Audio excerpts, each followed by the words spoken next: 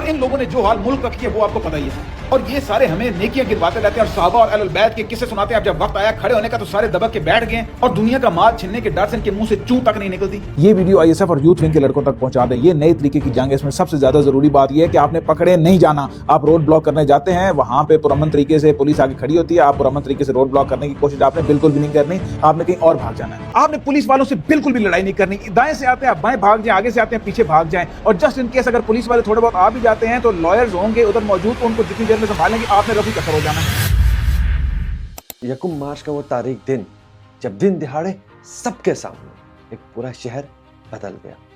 5 سے زائد بچے جن کی عمریں محض 20 سال سے بھی کم تھی وہ شہید ہو گئے, اور زخمیوں کی بھی ایک ایسی فہرست جسے دیکھ کر ہر ذی شعور کا دل بیٹھ جائے. لیکن آج 3 سوال جو کوئی نہیں پوچھ رہا میں پوچھوں گا. امام خمینی کی شہادت کی خبر کے بعد غم فطری تھا, غصہ فطری تھا, لیکن جو کچھ ہوا وہ انتہائی غیر فطری تھا. اب تک کی اطلاعات کے مطابق 62 بریگیڈ کا تمام دفتر کو جلا کر راکھ کر دیا گیا. آرمی پبلک اسکول کو جلا کر راکھ کر دیا گیا. آغا خان رورل سپورٹ پروگرام جو 40-50 سال سے گلگت بلتستان کے مظلوم اور محکوم طبقے کی مدد کرتا آ رہا ہے, اس کی 28 گاڑیوں سمیت پوری بلڈنگ جلا دی گئی. یہ ہمارے لیے ایک شرم کا مقام ہے. وہی لوگ جو ہماری خدمت کر رہے تھے انہیں کو ہم نے جلا کر راکھ کر دیا. آرمی پبلک اسکول اور وہ IT پارک جہاں آپ کے اور میرے بچوں نے پڑھنا تھا, ان کا مستقبل سنورنا تھا, اس کو بھی آگ لگا دیا گیا. اور آپ نے کچھ لمحے غصے میں اپنا مستقبل چلا دیا. لیکن یہاں پر ایک سوال انتہائی اہم اٹھتا ہے, اتنی عمارتیں اتنی تیزی سے اور اتنے منظم طریقے سے کیسے جلیں؟ پیٹرول کہاں سے آئے؟ آگ کا سامان پہلے سے کیوں موجود تھا؟ کیونکہ موب مینٹلٹی یہی ہوتی ہے کہ ان کی نظروں میں جو کچھ آئے وہ تباہ و برباد کر دیتے ہیں, لیکن کوئی بھی انتظام کر کے گھر سے آگ لگانے نہیں جاتا. یہ غصہ تھا یا منصوبہ؟ شفاف تحقیقات ہونی چاہیے, آزاد اور شفاف. کیونکہ اگر یہ منظم تھا تو اصل مجرم وہ نہیں ہے جو وہاں پر موجود تھے, اصل مجرم وہ ہیں جنہوں نے اس کی منصوبہ بندی کی اور موب کو وہاں پر بھیجا. دوسرا سوال, گلگت بلتستان میں بڑے بڑے مذہبی رہنما ہیں, بڑے بڑے القابات کے بندے کا ایک سانس میں نام لینا بھی مشکل ہو جائے. حجت الاسلام, نمائندہ ولایت, رہبر امت, دائی امن, اتحاد بین المسلمین, یہ ہر جگہ نظر آتے ہیں. ایسے بڑے بڑے نام کے ایک انسان کا ایک سانس میں لینا مشکل ہو جائے, یہ ہر جگہ نظر آتے ہیں. سرکاری میٹنگز میں وزیروں کے ساتھ تصویروں میں, VIP پروٹوکولز میں اور بڑی بڑی گاڑیوں میں, یہ آپ کو ہر جگہ نظر آئیں گے. یہ غلط نہیں ہے, لیکن پھر سوال یہ ہے کہ اثر و رسوخ کس لیے؟ کہ اپنے رشتہ داروں کو نوکریاں دلوائی جائیں, ٹھیکے دلوائے جائیں اور مراد لی جائیں. بجلی نہیں یہ غائب, انصاف نہیں یہ غائب. پورا معاشرہ جس کو ڈبل شاہ ڈس کر چلا گیا ہے یہ بالکل چپ اور غائب ہے. پورا اسکردو کا معاشرہ اب سو کی وجہ سے تباہی کے دہانے پہ کھڑا ہے, یہ غائب. جب یکم مارچ کو دن دہاڑے اسکردو چل رہا تھا, جب 20 سال کے بچے مر رہے تھے, کیا کوئی رہنما سڑکوں پر آیا؟ کسی نے موب کو روکنے کی کوشش کی. اگر کوئی بدمزگی مرکز میں ہو بھی گئی تھی تو ہجوم کو کسی نے روکنے کی کوشش کی, کسی نے واضح پیغام دیا. اگر آپ ہمارے رہبر ہی نہیں, آپ ہمیں کنٹرول ہی نہیں کر سکتے تو اتنا پروٹوکول اور اتنی طاقت کس نام پہ؟ نبی تو ہمیشہ غریبوں کے ساتھ اور مظلوموں کے ساتھ کھڑے ہوتے ہیں. یہ انبیاء کے وارث تو ہمیشہ طاقتوروں کے در پر اور طاقتوروں کے ساتھ کھڑے نظر آتے ہیں. پھر آتے ہیں اس مسئلے کی طرف جس کے بارے میں شاید بات کرتے ہوئے بہت سے لوگ ہچکچائیں گے, لیکن میں اس کو ایڈریس کرنا انتہائی ضروری سمجھوں گا. یوٹیوبرز کا ٹولہ ہے, جب بھی کوئی سانحہ ہوتا ہے, ملک ایک سینسیٹیو ایشو پہ کھڑا ہوتا ہے, یہ چنگاری کو آگ میں تبدیل کرنے کی کوشش کرتے ہیں. یہ نوجوانوں کو بتاتے ہیں کہ انقلاب کے لیے آپ کو باہر آ کر لڑنا پڑے گا, خون دینا پڑے گا, آگ لگانی پڑے گی. پاکستان کے دونوں چیف یعنی پاکستان کے آرمی چیف اور پاکستان کے چیف جسٹس آف پاکستان جناب قاضی فائز عیسیٰ صاحب اور آرمی چیف عاصم منیر صاحب اور ان کے ساتھ ساتھ شریف خاندان کے تمام کرتا دھرتا اور فیصلہ کرنے والے جو ہیں وہ اپنا ذہنی توازن کھوتے جا رہے ہیں. یعنی تقریباً نیند پاگل ہو چکے ہیں. اس وقت ان کے اوپر ان کے ہاتھ پاؤں پھولے ہوئے ہیں, وہ بھوکلائے ہوئے ہیں. ان کی کوئی حکمت عملی اور کوئی تدبیر جو ہے وہ چل نہیں رہی اور ہر قسم کے غلط سلط الٹے سیدھے فیصلے کر رہے ہیں جس کا اپنا کوئی سر ہے نہ پیر ہے. لیکن آخر میں ایسی صورتحال پیدا ہو جاتی ہے کہ وہ نظام ڈگمگا جاتا ہے اور وہ گرنے کی صورتحال میں ہے. अभी हमें निजाम का जो साफ साफ पता चल रहा है, शरीफ खानदान के बौखलाहट से, उनकी उल्टी सीधी हरकतों से, काजी फाइज ईसा साहब की जो ज़हनी कैफियत हमारे सामने आ रही है, जिसका मैं भी तफसील से जिक्र करने लगा हूँ, और जाहिर है कि इन दोनों के पीछे पाकिस्तान के आर्मी चीफ और उनके 2.5 जनरल, यानी वो खुद एक और जनरल और एक आधा जनरल जो है वो इनके पीछे हैं, जिन्होंने खौफ के एक माहौल को पैदा करके रेन ऑफ टेरर के जरिए उन्होंने पाकिस्तान के तमाम सियासी, मीडिया के और अस्करी ढांचा जो है पाकिस्तान का जो सिविल मिलिट्री एडमिनिस्ट्रेशन है उसे उन्होंने कंट्रोल किया हुआ है। अगर इमरान खान जो हैं वो हज़रत इमाम हुसैन की स्पिरिट को लेकर चल रहे हैं तो पाकिस्तान का ये पूरा निज़ाम और हम सारे पाकिस्तानी जो है ना, हम अहले कूफा हैं, इसके अलावा मैं कुछ नहीं कह सकता।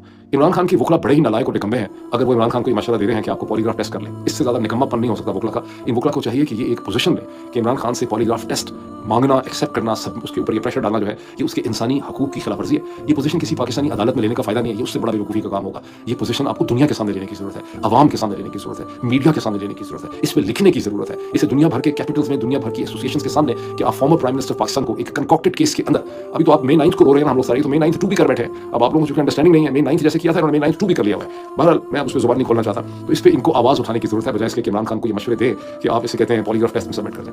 मैं वो आखिरी आदमी होऊंगा अपने मीडिया में जो सरेंडर करेगा।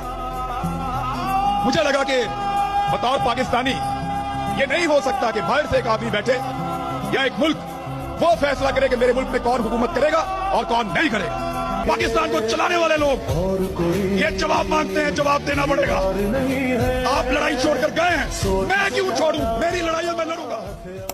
लेकिन जब आप इनकी अपनी प्रोफाइल जाके देखते हैं तो अपने बीवी बच्चों समेत ये यूके या यूएस में मौजूद होते हैं, अपनी फैमिली को इंतहाई सेफ एंड सिक्योर रखते हैं, लेकिन इनकलाब के लिए आपको हर टाइम उकसाते रहते हैं। उन्हें लगता है कि मुल्क को आग लगाने से इनकलाब आ जाएगा, अपनी फौज को तोड़ देने से इनकलाब आ जाएगा, अपने इदारों पर हमला करने से इनकलाब आ जाएगा। हालांकि ये इन्हीं इदारों से तनख्वाहें लेते और मराद लेते रहे हैं। अपने दौर हुकूमत में हर इयाशी इन्होंने की है, लेकिन आज जब कुर्बानी देनी है तो वो गरीब का बच्चा ज़रूर मरवाएंगे। उन्हें हर सानहे के बाद लगता है कि पाकिस्तान को भी बांग्लादेश या श्रीलंका बन जाना चाहिए, क्योंकि उनके लिए तो ये पूरी वीडियोस और ये पूरा नजर बयानिया एक इनकम स्ट्रीम है, लेकिन उस इनकम स्ट्रीम की कीमत आपकी जान है। और गरीब बच्चों के लोगों के खून को कॉन्टेंटल इस्तेमाल करते हैं और डॉलर बनाते हैं। जो लोग मुझे काफ़ी अरसे से फॉलो कर रहे हैं वो जानते हैं कि मैं एस्टेब्लिशमेंट की पॉलिसियों का बहुत बड़ा नाक़िद रहा हूँ, और आज भी मैं एस्टेब्लिशमेंट की सियासत में मुदाखलत को गलत समझता हूँ। लेकिन इसका मतलब हरगिज़ नहीं है कि मैं अपनी फ़ौज पर हमला कर दूँ, उसे तोड़ने की कोशिश करूँ। ईरान के बाद पाकिस्तान वाहिद रियासत रह गया है मुस्लिम दुनिया में जिसकी पास एक मजबूत फ़ौज और दिफा का निज़ाम है। इराक में फ़ौज तोड़ी गई, मुल्क टूटा। लीबिया में इदारे जले, जंग आई। शाम में फ़ौज कमज़ोर हुई, बार बार उस पर कब्ज़ा किया गया। और पाकिस्तान अभी तक खड़ा है महज एक चीज़ पर, अपनी एटमी ताकत और फ़ौज के इदारे की मजबूती पर। फ़ौज पर तनकीद करें, ये आपका हक़ है। एहतिसाब मांगे, ये आपका हक़ है, लेकिन अपनी ही फ़ौज पर हमला कर देना और उसे अंदर से तोड़ने की कोशिश करना, ये वही बयानिया है जो दुश्मन चाहता है। पहले फ़ौज को तोड़ो और फिर मुल्क पर कब्ज़ा कर लो। आज मैं सलाम पेश करता हूँ ज़ियाउल हक को, हालांकि मैं ज़ियाउल हक का सबसे बड़ा नाक़िद हूँ। मैं सलाम पेश करता हूँ जुल्फ़िकार अली भुट्टो को, मैं सलाम पेश करता हूँ मियां नवाज शरीफ को। अगर हमारे पास भी एटमी क़ुव्वत ना होती तो आज हमारा हाल भी कुछ ईरान से मुख्तलिफ ना होता। हम पर भी इसराइल, अमेरिका और इंडिया की तरफ से बम बरस रहे होते। और आखिर में मैं उन वालिदैन से मुखातिब हूँ जिनके बच्चे शहीद हुए हैं। इन्ना लिल्लाहि व इन्ना इलैहि राजिऊन। आपके अल्लाह आपके बच्चों के दर्जात बुलंद करे और आपको सब्र जमील अता करे। और मैं यहाँ रियासत से भी मुतालबा करूँगा कि अगर मॉब की तरफ से कोई फायरिंग हो भी गई थी तो फिर रियासत ने हवाई फायर या आंसू गैस के शेल से मुंतशिर करने की कोशिश क्यों नहीं की? अगर गोली चलाने की ज़रूरत भी थी तो टांगों पर या ऐसी जगह पर क्यों नहीं चलाई गई जिससे जान ना जाती? आज हम सब गमज़दा है, लेकिन रियासत को हम सबसे ज़्यादा जिम्मेदार दिखानी है। रियासत माँ की तरह होती है। वो बच्चे जिन्होंने बेदिहानी में या गुस्से में कुछ अमलाओं को नुकसान पहुँचाया भी है, खुदारा उन पर हाथ नरम रखें, उनके मुस्तकबिल बर्बाद ना करें, क्योंकि हमने सबको जोड़ना है, नफ़रतों को ख़त्म करना है। अगर हम नफ़रतों को परवान चढ़ाएंगे तो हम दुश्मन के एजेंडे पर काम करेंगे। मेरे तमाम रियासती इदारों से मुतालबा करता हूँ कि जिन जिन बच्चों से गलती हुई है और जो क्रिमिनल नहीं है उन पर क्रिमिनल एफआईआर्स न किए जाए, उनके साथ नरमी का बर्ताव किया जाए और इस पूरे वाक़े की आज़ाद तहक़ीक़ात की जाए। इस बात की ज़रूर तहक़ीक़ात की जाए कि इन बच्चों पर क्यों गोली चलने की नौबत आई, वो कौन थे जो इस नौबत तक इस मसले को लेकर गए और गोलियां उनके जिस्मों पर क्यों चलाई गई। کیونکہ یہ خون جب تک بہتا رہے گا تب تک نفرتیں بڑھتی رہیں گی.